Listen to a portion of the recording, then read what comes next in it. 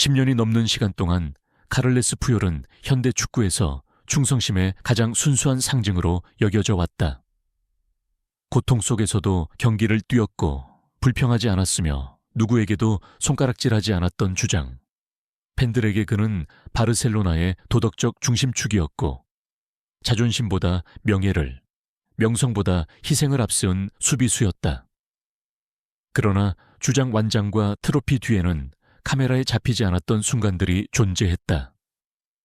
타르실에서 깨진 신뢰, 침묵 속의 배신, 그리고 어떤 승리로도 지울 수 없는 상처를 남긴 결정들. 그리고 이제 46세가 된 그는 마침내 자신이 가장 증오했던 5명의 남자를 지목할 준비가 되었다. 수년 동안 푸yor은 자신의 커리어에서 가장 어두운 면에 대해 말하기를 거부해왔다. 기자들이 내부 갈등을 암시하거나 실망의 순간들에 대해 질문할 때마다 그는 목소리를 낮추고 화제를 돌리곤 했다. 그러나 시간은 오래된 상처를 다시 열어 보이는 법이다. 최근 한 비공개 대화에서 현대 축구에서의 충성심과 리더십에 대한 질문이 계기가 되어 그는 마침내 침묵이 자신을 보호하기보다는 다른 사람들을 더 많이 보호해왔다는 사실을 인정했다. 그가 품고 있던 것은 자존심에서 비롯된 원한이 아니라 깨진 원칙과 연결된 기억들이었다. 정말로 경멸했던 사람들이 있었느냐는 질문에 푸yor은 잠시 멈춘 뒤 조용히 답했다. 당신이 생각하는 것보다 더 많습니다. 그리고 이제 그 이유를 말할 때가 됐습니다. 넘버 5, 조안 라포르타. 조안 라포르타. 카를레스 푸yor에게 가장 깊은 실망은 경기장에서가 아니라 침묵 속에서 결정이 내려지던 사무실에서 비롯되었다. 그의 목록을 마무리하는 이름은 조안 라포르타다. 그는 공개적으로는 전통과 충성심을 이야기했지만 사적으로는 푸yor이 더 이상 알아볼 수 없는 축구의 한 모습을 받아들였던 인물이었다. 두 사람의 관계가 노골적으로 적대적이었던 적은 없었지만 구단의 우선순위가 바뀌면서 긴장은 점점 커져갔다. 바르셀로나의 미래에 대한 회의들 속에서 푸yor은 자신이 수년 동안 지켜온 가치들이 마케팅 언어와 재정적 긴급성으로 서서히 대체되고 있음을 느꼈다. 한때 전직 스태프의 증언에 따르면 푸yor은 구단이 여전히 스스로의 상징을 보호하고 있는지 의문을 제기했다. 돌아온 대답은 짧고 불안했다. 그 누구도 기관보다 클 수는 없다. 상처가 되었던 것은 그 말 자체가 아니라 그 말이 나온 시점이었다. 침묵 속에서 견뎌온 수년간의 희생 이후, 부상을 참고 견딘 시간들 이후, 더 큰 보상을 포기하고 충성을 선택한 뒤에 나온 말이었기 때문이다. 푸yor에게 그것은 그가 싸워왔던 바르셀로나가 더 이상 존재하지 않는다는 최종적인 확인처럼 느껴졌다. 그는 이후 가까운 친구에게 이렇게 털어놓았다. 클럽이 사람들이 왜 그것을 사랑했는지를 잊는 순간, 그곳은 더 이상 집이 아니다. 이것이 푸yor이 자신의 시대와 이상이 진정으로 끝났음을 깨달은 순간이었을까. 넘버 4, 질라탄 이브라히모비치, 사라탄 임라히모비치. 푸yor의 기억 속에 오래도록 남은 또 다른 인물은 질라탄 이브라히모비치였다. 두 사람의 충돌은 결코 재능의 문제가 아니었다. 푸yor은 무엇보다 능력을 존중했고 질라탄은 그 능력을 충분히 갖추고 있었다.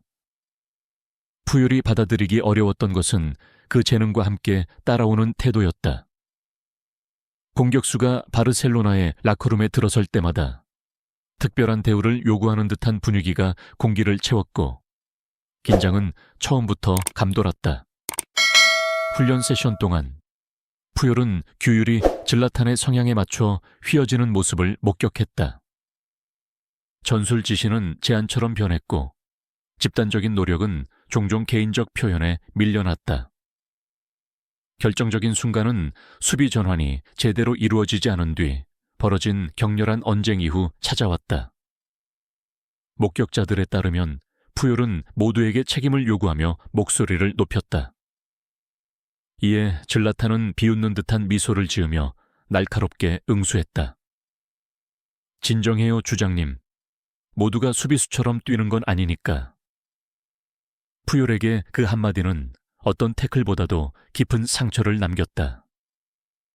그를 괴롭힌 것은 오만함 그 자체가 아니라 자신이 평생 지켜 온 집단적 정체성에 대한 존중의 부재였다. 이후 그는 한 팀 동료에게 이렇게 털어놓았다. 한 선수가 팀 위에 있다고 느끼는 순간 그 팀은 이미 무너진 것이다. 겸손과 자존심이 충돌할 수밖에 없는 라커룸에서 이 충돌은 피할 수 없는 것이었을까? 넘버 3, 조세 무리뉴. 푸yor의 목록에서 세 번째 이름은 축구에서의 심리전에 대해 그가 경멸하던 모든 것을 상징하는 인물이다. 바로 조세 무리뉴다. 두 사람의 갈등은 전통적인 의미에서 개인적인 것이 아니었다. 같은 라커룸을 함께 쓴 적은 거의 없었지만 그들의 싸움은 말과 제스처, 계산된 도발을 통해 터치라인을 훨씬 넘어서는 영역에서 벌어졌다. 엘 클라시코의 긴장이 최고조에 달했던 시기, 푸yor은 무리뉴가 의도적으로 보이지 않는 선을 넘고 있다고 느꼈다. 기자회견은 상대에 대한 존중이 지배를 위해 희생되는 심리전의 무대가 되었다. 특히 한 사건이 그의 기억에 깊이 남았다. 수많은 파울과 충돌로 가득 찬 격렬한 더비 이후 무리뉴는 공개적으로 바르셀로나의 정당성을 의심하며 그들의 성공이 실력보다는 보호 덕분이라는 암시를 던졌다. 집에서 중계를 다시 보던 푸yor은 주먹을 꽉 쥐었다. 그는 이후 한 팀 동료에게 이렇게 말했다. 이기는 것과 게임을 오염시키는 것은 전혀 다른 문제다. 그를 가장 분노하게 만든 것은 그 말들이 선수들에게 미친 영향이었다. 젊은 선수들은 그 적대감을 그대로 흡수하며 굴욕과 도발이 용인될 수 있는 도구라고 믿게 되었다. 푸yor에게 이것은 위험한 변화의 신호였다. 그의 눈에 축구는 더 이상 가치의 대결이 아니라 자존심의 전쟁터로 변해가고 있었다. 무리뉴의 방식은 트로피를 안겨주었을까? 아니면 푸yor이 믿었던 축구의 정신을 영원히 훼손했을까? 넘버 2, 제라드 피케. 푸yor의 목록에서 두 번째 이름은 많은 사람들을 놀라게 한다. 그것은 바르셀로나의 심장부에서 나온 이름이기 때문이다. 바로 제라르 피케다. 그는 푸yor이 한때 친동생처럼 보호했던 선수였다. 두 사람의 관계는 함께 이룬 승리와 공동의 싸움, 그리고 유니폼의 문장이 언제나 개인보다 우선해야 한다는 믿음 위에 세워져 있었다. 그러나 시간이 흐르면서 무언가가 서서히 변하기 시작했다. 전환점은 리더십이 끊임없는 압박 속에서 시험대에 올랐던 시즌의 결정적인 구간에서 찾아왔다. 경기장에서 푸yor은 확신이 필요했던 순간에 망설임을 보았다. 수비 라인이 무너지는 순간 책임은 몸짓과 시선 속으로 흩어졌다. 경기 후 라커룸의 사적인 공간에서 푸yor은 차분하게 피케를 마주하며 왜 앞으로 나서지 않았는지 물었다. 대답은 기술적이고 냉정했다. 그건 제 책임이 아니었어요. 피케는 그렇게 답했다. 푸yor에게 그 한마디는 방이 텅 빈 뒤에도 오래도록 울려 퍼졌다.